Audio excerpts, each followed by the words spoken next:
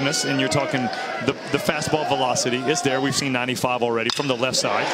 This ball lined into the right center field gap by Logan Wyatt. That ball is going to roll all the way to the wall. Wyatt gets to second. He will stop there. First hit of the game for Louisville. A one-out double here in the bottom of the fourth.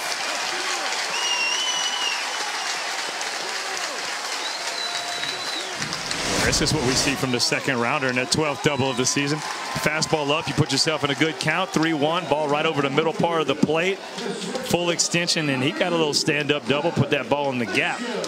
Your big league career, he'd say, I'm in. Yeah, he needs to be a starter. He's got the stuff to be a starter.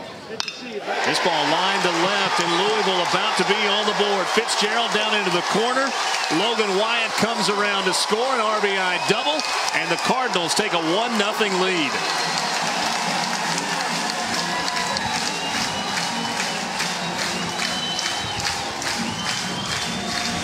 Nice job by Fitzgerald getting that ball up in the zone. You got to get him up, and once he's up in the zone off speed and he's able to pound that ball into left field for another double, just trading places with Logan Wyatt. That's a good way to get the crowd active. Balls and strikes in a game.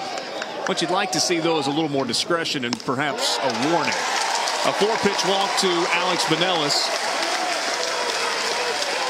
Or maybe even umpire goes. A light rain, very light rain falling here in Louisville. This ball's lined into right off the bat of Snyder.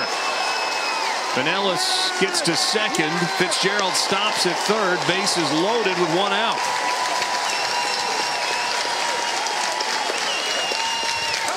What's different right now for Agnos on the mound than the first 10 that came to the plate when he sat him down in order? It's sold. Grounds it down the first base line, a base hit. Fitzgerald comes around to score. Benelis comes around to score. Snyder slides in safely. A bases clearing double for Danny Oriente. He's now driven in 14 in his career in the postseason. And that average keeps going up. It's one of those things, just like this inning, you just can't stop it when it comes to Jake Agnos. That ball's just down the line inside the first base bag. I thought it had triple written all over it, especially with only one out. You knew they were scoring all of them, so bases clearing double. Danny Oriente and the Louisville crowd is excited. After the first 10 of the game were retired by Jake Agnos with 4 strikeouts. All right, places where we were, and it was on Food Network, and you can, we go find the best place. Ball just under the glove of Lloyd. He was pulled up the middle, had to cover a lot of ground, laid out, couldn't quite get there. Leadoff single for Lucas Dunn, 6th hit of the game for Louisville.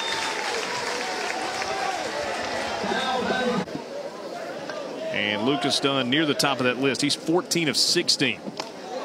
Pitch runs inside. That catches the jersey of Logan Wyatt. And this is not how East Carolina wanted the 5th to start. Yeah, he might be a guy going to play third base. This ball lifted to left. That'll fall for a base hit in front of Packer down in left. Lucas Dunn comes around to score ahead of the throw, and it's now 5-0.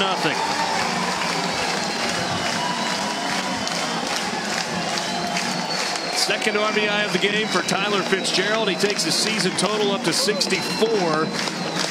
Just dumped that one out into left field. There, 0-2 pitch, and he's able to get that bat on the ball right there. Hanging, breaking ball, not where you want it, 0-2. Packer tries to do a little deep job, and done too good on the base pass. And you heard Coach McDonald talk about playing fast, being aggressive. Jake Snyder has 1 home run this season. He hit it last weekend. He gets out in front of this one and drives it into the right field corner. And 2 more runs will come around to score for the Louisville Cardinals. A 2-run double for Snyder. It's 7-0 Louisville.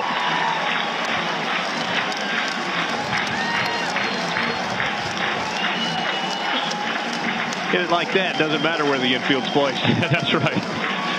I'm pretty sure he's scoring from first, no matter on that one too, but these Louisville hitters are doing a great job of getting that ball up. When a side armor comes in, you got to be able to get the guy up in the zone, and that's what Snyder does. You talk about postseason, the moment gets bigger, he shines brighter. And now you're in a position now where every move you start to make starts to affect the next game. This ball lifted to left. Another base hit. Oriente. Throw comes toward the plate, and they slam on the brakes. Jake Snyder able to dive back into third.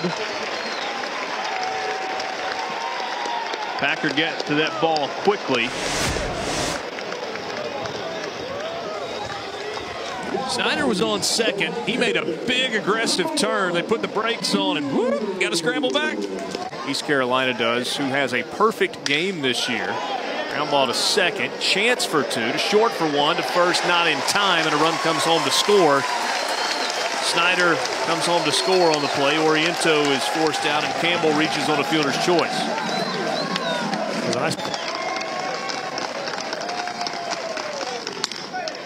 Chopper left side, that scoots past the shortstop Brown into left field. Another run comes home to score. It's now 9-0. Justin Levy with the RBI single to score Drew Campbell.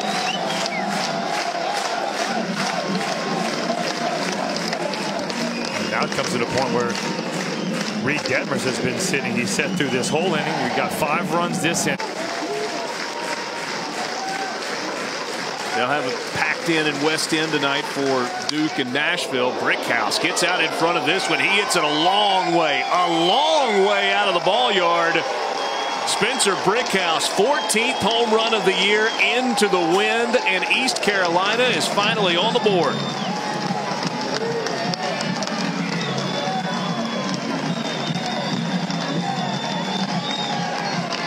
Coach Godwin, that's what you want to see. You want to see guys still being competitive, still going up there having great at-bats, and you're talking 9-pitch at-bat, finally gets the fastball in. I love how he kept the hands in right there. That's one of the short, quick swing. That's one of those, that's the only place really you could have gotten out of the ballpark. Pull that ball down the line. A priority on that, and so that does come to taking care of the guys. The NCAA has, less restrictions. But Nellis gets into this one, into the right center field gap. It's a one-hopper off the top of the wall.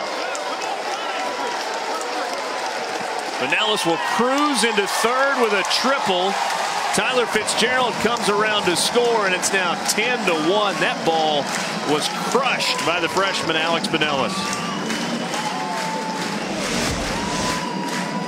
Well, that's something where Benellis is like, I want to get into the hit parade, and you're right, that ball was absolutely teed off on. And he wasn't satisfied with just a double. He shows the speed off, gets to third base. You can take care of players with different meals and grab-and-go types of things more than you used to could back in the day.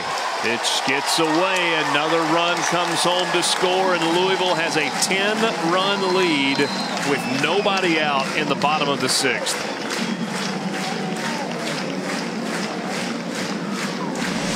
You can talk all you want to about when East Carolina is at the plate, having competitive at-bats, trying to come back into the game, but you got to get.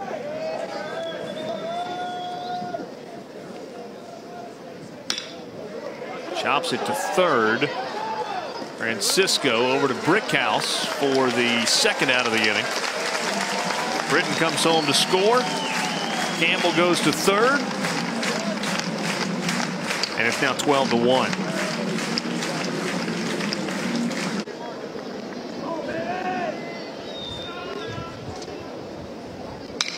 This ball hammered right side, base hit past Brickhouse. Ball goes all the way into the corner. Logan Wyatt comes around to score. RBI double for Alex Benellis. Big day of college baseball as we get Super Regional started. Let's check into the studio with Chris Connor. 2007. They win game 1, hosting Oklahoma State. Lose game 2, and he thinks, oh, it's going to happen for a 3rd year in a row. You've got to be kidding me. They come out and they beat Oklahoma State 20-2. Good pitching performance. They had a couple of outs. Top of the 9th inning. Schmeltz dealing with Cadell. Swing and a miss. A strikeout to end the ball game, and Louisville goes up 1-0 in the Super Regional here at home. They are now 1 win away from the College World Series. A nice job by the offense. The Cardinals got to Jake Agnos after really looking like he was going to be dominant.